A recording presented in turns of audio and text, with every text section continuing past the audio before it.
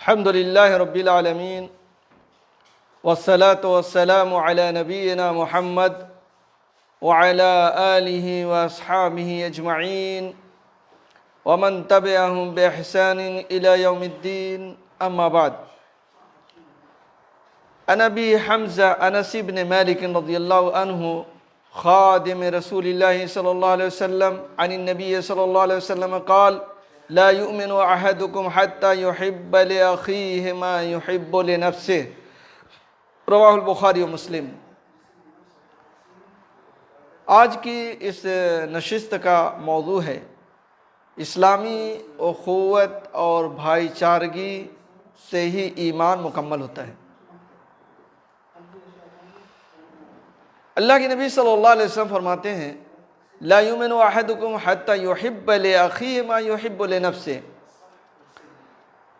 تم میں سے کوئی شخص اس وقت تک مومن نہیں ہو سکتا یہاں تک کہ جو وہ اپنے نفس کے لیے پسند کرتا ہے وہی اپنے بھائی کے لیے بھی پسند کرے. جو اپنے لیے پسند کرتا ہے وہی اپنے بھائی کے لیے پسند کرے. اگر ایسی صفت ہے تو پھر اس کا ایمان مکمل ہوتا ہے. یہ حدیث بڑی اہم حدیث ہے. اس حدیث کو ہمیں اپنے سامنے ہمیشہ رکھنا چاہیے. جب بھی کوئی کام کریں تو دیکھیں کہ اس حدیث کے مطابق ہم چل رہے ہیں کہ نہیں چل رہے ہیں. اس لیے کہ آج کے زمانے میں ہر کوئی صرف اپنا سوچتا ہے. دوسرا نقصان میں جائے کوئی بات نہیں ہے، بس وہ اپنے مفاد کی باتیں سوچتا ہے. جبکہ یہ حدیث کہہ رہی ہے کہ ہم اگر اپنے لیے بھلائی چاہتے ہیں تو دوسرے کے لیے بھی بھلائی چاہیں، اپنے لیے فائدہ چاہتے ہیں تو دوسرے کے لیے بھی فائدہ چاہیں. ایسا نہیں ہونا چاہیے کہ اپنے لیے فائدہ چاہیں اور دوسرے کے لیے نقصان. اور آج کل سماج اور معاشرے میں یہی سب ہو رہا ہے. اللہ کے نبی صلی اللہ علیہ وسلم فرماتے ہیں: وَأَحِبَّ لِلنَّاسِ مَا تُحِبُّ لِنَفْسِكَ تَكُنْ مُسْلِمًا. تم جو کچھ اپنے لیے پسند کرتے ہو دوسروں کے لیے بھی وہی پسند کرو تو مسلمان ہو گئے. یعنی ہم جو کچھ اپنے لیے پسند کرتے ہیں وہی اپنے بھائی کے لیے پسند کریں. اس لیے کہ اِنَّمَا الْمُؤْمِنُونَ اِخْوَةٌ. قرآن مجید فرماتا ہے کہ مومن تمام کے تمام بھائی ہیں. قرآن مجید میں اللہ تعالیٰ فرماتا ہے اِنَّمَا الْمُؤْمِنُونَ اِخْوَةٌ، یعنی تمام مسلمان تمام مومن بھائی بھائی ہیں. تو قرآن مجید کا تو یہ نظریہ ہے، لیکن آج ہمارے لوگ اپنے بھائیوں کے بارے میں کیا سوچتے ہیں؟ اپنے بھائیوں کے بارے میں کیا سوچتے ہیں؟ آپ دیکھ لیں عموماً آج جو ہمارے سماج اور معاشرے میں بے چینی ہے اور پریشانی ہے وہ اسی بات کا ہے کہ لوگ ایک دوسرے کا خیال نہیں کرتے، صرف اپنا دیکھتے ہیں. ہر کوئی بس اپنے میں لگا ہوا ہے. دوسرا کس پریشانی میں ہے، کس مصیبت میں ہے، وہ کیا چاہتا ہے اس کا کوئی خیال نہیں ہے. پڑوسی ہو، رشتہ دار ہو، عزیز و اقارب ہوں، سب لوگ یہی شکایت کرتے ہیں کہ لوگ ایک دوسرے کی ضرورتوں کو دھیان میں نہیں رکھتے، ایک دوسرے کا خیال نہیں کرتے. اللہ کے نبی صلی اللہ علیہ وسلم حضرت عبداللہ ابن عمرو رضی اللہ عنہ سے فرماتے ہیں: جو پسند کرتا ہے اسے جہنم سے چھٹکارا مل جائے اور جنت میں داخل کر دیا جائے. یعنی جو آدمی یہ چاہتا ہے کہ اسے جہنم سے چھٹکارا مل جائے اور جنت میں داخل کر دیا جائے تو پھر اسے اس حالت میں موت آئے کہ وہ اللہ تعالیٰ اور روز قیامت پر مکمل ایمان رکھتا ہو اور لوگوں کے ساتھ وہی سلوک روا رکھے جو خود اپنے لیے پسند کرتا ہے. صحیح مسلم کی روایت ہے. یعنی جو آدمی یہ چاہتا ہے کہ اسے جنت ملے، دوزخ نہ ملے، جنت میں جائے، دوزخ سے دور ہو جائے، اور یہ تو ہر ایک کی خواہش ہے، کوئی ایسا آدمی نہیں ہے جو نہیں چاہتا، بلکہ سب کی یہی خواہش ہے. تو چاہیے کہ موت اس حالت میں آئے کہ اللہ پر اور قیامت کے دن پر ایمان ہو، اور جو اپنے لیے پسند کرتا ہے وہی دوسروں کے لیے پسند کریں۔ اللہ پر ایمان تو سب مسلمان کہتے ہیں، قیامت کے دن پر ایمان سبھی مسلمان اقرار کرتے ہیں، لیکن جب ان کا عمل دیکھیے تو لگتا ہے کہ ان کا ایمان قیامت پر مکمل نہیں ہے۔ چوری کرتے ہیں، بھائی چوری کا حساب تو قیامت کے دن دینا ہوگا۔ ناجائز قبضہ کر رہے ہیں، اس کا بھی تو حساب قیامت کے دن دینا ہوگا۔ آپ لوگوں کے حقوق غصب کر رہے ہیں، اس کا بھی حساب قیامت کے دن دینا ہوگا۔ تو آپ قیامت کے دن پر جب ایمان رکھتے ہیں تو پھر یہ سب کام کیوں کر رہے ہیں؟ اس کا مطلب یہ ہے کہ آپ صرف زبانی دعویٰ کرتے ہیں، زبان سے کہتے ہیں ہاں قیامت پر ہمارا ایمان ہے، لیکن عملی اعتبار سے کہاں ہے؟ عمل نہیں ہے، عمل کے اعتبار سے دور ہیں۔ اسی طرح اللہ کے نبی صلی اللہ علیہ وسلم نے یزید بن اسد سے فرمایا اتحب الجنہ، کیا تمہیں جنت پسند ہے؟ انہوں نے کہا ہاں، تو آپ نے فرمایا فاحب لاخیک ما تحب لنفسک، تو تم جو اپنے لیے پسند کرتے ہو یہ اپنے بھائی کے لیے بھی پسند کرو۔ اگر تمہیں جنت پسند ہے، جنت میں جانا چاہتے ہو، تو پھر وہی چیز پسند کرو اپنے بھائی کے لیے جو تم خود اپنے لیے پسند کرتے ہو۔ اور اللہ کے نبی صلی اللہ علیہ وسلم کا اسوہ ہمارے سامنے ہے۔ آپ جو دوسروں کے لیے پسند کرتے تھے، جو اپنے لیے پسند کرتے تھے، وہی دوسروں کے لیے پسند کرتے تھے۔ اس لیے ہم لوگوں کو ہر معاملے میں اس چیز کو دیکھنا چاہیے۔ یہ بڑی عظیم حدیث ہے، جوامع الحدیث میں سے ہے۔ اگر اس حدیث کو ہم اپنی زندگی کا نصب العین بنا لیں تو کامیابی ہی کامیابی، اور معاشرے میں اصلاح اور سدھار پیدا ہوگا۔ لوگوں کی نظروں میں آپ کی عزت ہو جائے گی۔ آپ جیسے مثال کے طور پر ایک آدمی بیمار ہوتا ہے تو چاہتا ہے کہ لوگ اس کی زیارت کریں، آئیں، اس کے غم میں شریک ہوں، اس کے درد کو بانٹیں۔ لیکن جب دوسرا بیمار ہوتا تو نہیں جاتا، دوسرا بیمار ہوتا ہے تو نہیں جاتا، لیکن اپنی بیماری میں چاہتا ہے کہ لوگ آئیں۔ آپ جب جائیں گے دوسروں کے یہاں تو لوگ بھی آپ کے یہاں آئیں گے۔ تو ایک مسلمان کو اس طرح سے چلنا چاہیے کہ جو اپنے لیے پسند کرتا ہے وہی دوسروں کے لیے پسند کرے۔ کتنے لوگ چاہتے ہیں کہ مجھ سے لوگ سلام کریں، وہ خود سلام نہیں کرتا لیکن لوگ سلام کریں۔ ایک آدمی چاہتا ہے کہ لوگ میری عزت کریں لیکن وہ دوسروں کی عزت نہیں کرتا، تو کیسے ہوگا؟ آپ بھی لوگوں کی عزت کریں اور لوگوں کے پاس سے گزریں تو سلام کریں، لوگوں کا احترام کریں، لوگوں کے حقوق کا خیال کریں، تو پھر لوگ بھی آپ کا خیال کریں گے۔ اگر اس طریقے سے پورا معاشرہ لوگوں کے جو حقوق ہیں ان کو نبھانے لگے تو پورے معاشرے میں اچھائی اور بھلائی کے علاوہ کچھ نظر نہیں آئے گی۔ پڑوسی بھوکا ہے، پڑوسی کس حالت میں ہے اس کی خبر گیری کریں، کوئی بیمار ہے زیارت کریں، کوئی مقروض ہے اس کی مدد کریں، کسی کو کوئی چیز کی ضرورت ہے اسے دے دیں۔ اگر اس طریقے سے اگر ہم کرتے ہیں تو پھر معاشرے میں ہر طرح کی ناپسندیدہ چیزیں دور ہوتی جائیں گی، نکلتی چلی جائیں گی، اور بالکل سب لوگ بھائی بھائی نظر آئیں گے، سب لوگ بھائی بھائی نظر آئیں گے۔ تو ہمیں دیکھنا چاہیے کہ ہمارے نبی کا کیا فرمان ہے، ہمارے نبی صلی اللہ علیہ وسلم لوگوں کے ساتھ کس طرح سے رہا کرتے تھے۔ اللہ تعالیٰ نے قرآن مجید میں کیا فرمایا ہے، قرآن کا ہم سے کیا مطالبہ ہے، قرآن کیا کہتا ہے، قرآن کیا کہہ رہا ہے ہم لوگوں سے۔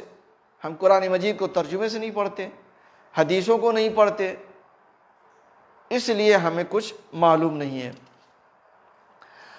اگر آپ اسلامی تاریخ کا مطالعہ کریں تو ایثار اور قربانی کی ایسی مثالیں ملیں گی جس سے آپ دوسری قوموں میں دیکھ نہیں سکتے۔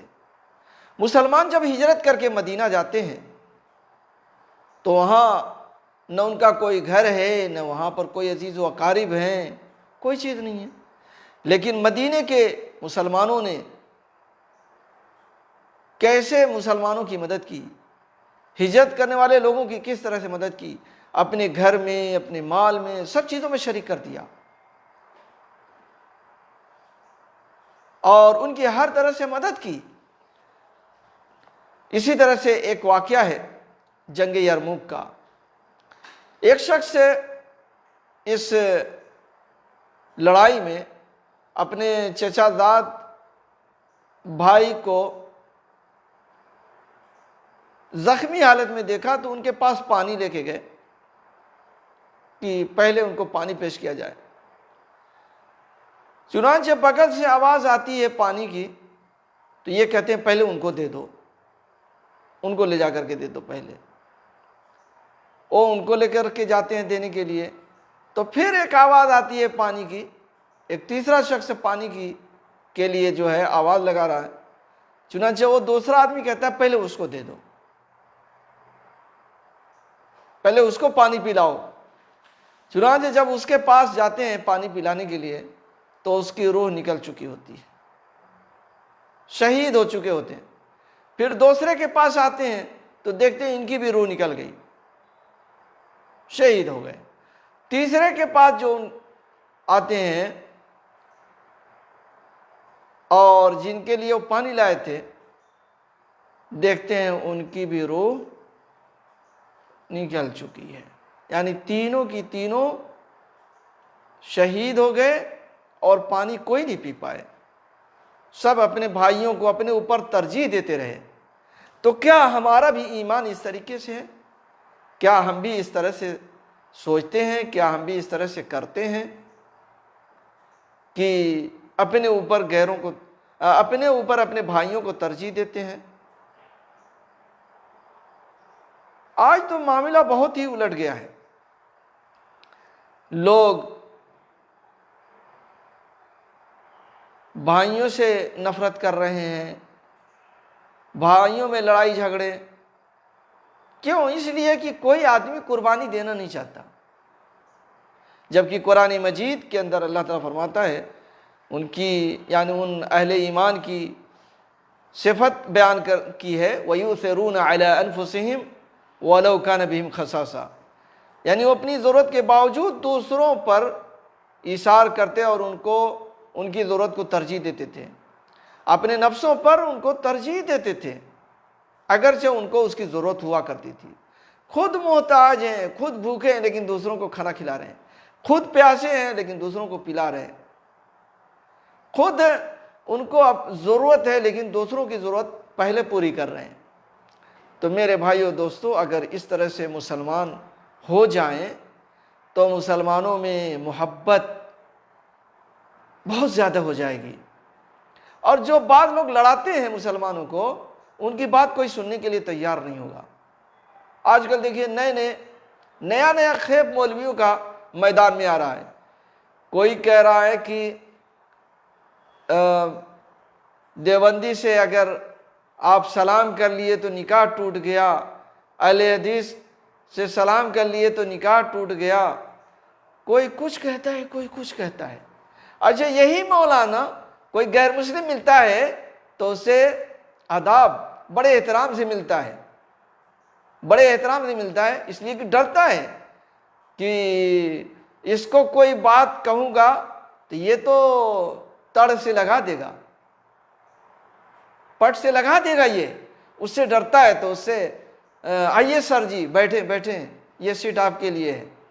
لیکن مسلمان ہے جو کلمہ پڑھنے والا ہے، جو نماز روزہ رکھنے والا ہے، جو نبی سے محبت کرنے والا ہے، جو نبی پر درود و سلام پڑھنے والا ہے، کہتے ہیں ان سے تو سلام کیے تو تم جو ہے جنت میں نہیں جاؤ گے۔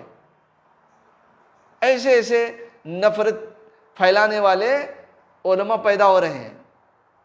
پتہ نہیں پوری قوم کہاں ہے؟ ایسے لوگوں کو شرم آنا چاہیے۔ ہمارے نبی صلی اللہ علیہ وسلم لوگوں کو ملانے کے لیے آئے، لوگوں کو جوڑنے کے لیے آئے، لیکن یہ لوگ خود اپنے لوگوں کو کاٹ رہے ہیں اور الٹی سیدھی باتیں عقیدہ خراب ہے تو یہ خراب ہے تو وہ خراب ہے۔ ارے بھائی صاحب، بس عقیدہ آپ ہی کا صحیح ہے، بس کیا خراب ہے وہ تو آپ کو پتہ نہیں ہے، بس یہ آپ کے عالم کو نہیں مانتے، یہ دوسرے عالم کو مانتے ہیں، بس اس لیے خراب ہے آپ کے نظر میں۔ نبی صلی اللہ علیہ وسلم کا تعامل دیکھیے مسلمانوں کے ساتھ، غیروں کے ساتھ، یہود و نصارہ کے ساتھ، اور یہاں اب مسلمان اپنے مسلمان بھائی کو اسلام سے نکال رہے ہیں، اور ایسی خرافات بک رہے ہیں کہ آپ سوچ نہیں سکتے۔ تو میرے بھائیو دوستو، مسلم معاشرے کو اگر مسلم معاشرے میں اخوت، بھائی چارگی، محبت پھیلانا ہے تو پھر ان کی ضروریات پوری کریں۔ یہ باہر کے علماء کتنا بھی برا بھلا کہہ کر کے جائیں گے اور کتنا ہی نفرت پھیلا کر کے جائیں گے، کوئی ان کی بات کارگر نہیں ہوگی۔ جیسے آج کل RSS والے نفرت پھیلاتے ہیں کہ مسلمان فلاں ہیں، مسلمانوں نے یہ کیا، مسلمانوں نے وہ کیا، پوری نفرت ہندوؤں کے دلوں میں بھرتے ہیں۔ ایسے ہی آج مسلمانوں میں ایک گروپ ہے جو مسلمانوں کے خلاف پوری نفرت پھیلاتا ہے، ان کے ساتھ اٹھو نہیں، ان کے ساتھ بیٹھو نہیں، ان کے برتن میں پانی نہ پیو، ان کے نکاح میں مت جاؤ، ان کا نکاح مت پڑھاؤ۔ بالکل سیم ویسے ہی طریقہ چل رہا ہے، جو RSS والے ہیں ویسی ہی بات مسلمانوں کے علماء ہیں، وہ اسی طرح کی تقریر کرتے ہیں۔ آپ ملائیں دیکھیں، یہ دین ہے، یہی دین اللہ کے نبی لائے تھے جو آپ بتا رہے ہیں لوگوں کو۔ اس لیے مسلمانوں کو سوچنے اور سمجھنے کی ضرورت ہے، اور ایسے علماء کو اپنے یہاں سے دور کرنے کی ضرورت ہے، ان کو کسی بھی پروگرام میں نہیں بلانا چاہیے۔ اللہ تعالیٰ سے دعا ہے کہ اللہ تعالیٰ ہم لوگوں کو سچا اور پکا مسلمان بنائے، اور ہمارے دلوں میں ایک دوسرے سے محبت کو ڈال دے۔ آمین۔ وآخر دعوانا ان الحمد للہ رب العالمین، وصلی اللہ علی نبینا محمد وعلی آلہ واصحابہ اجمعین۔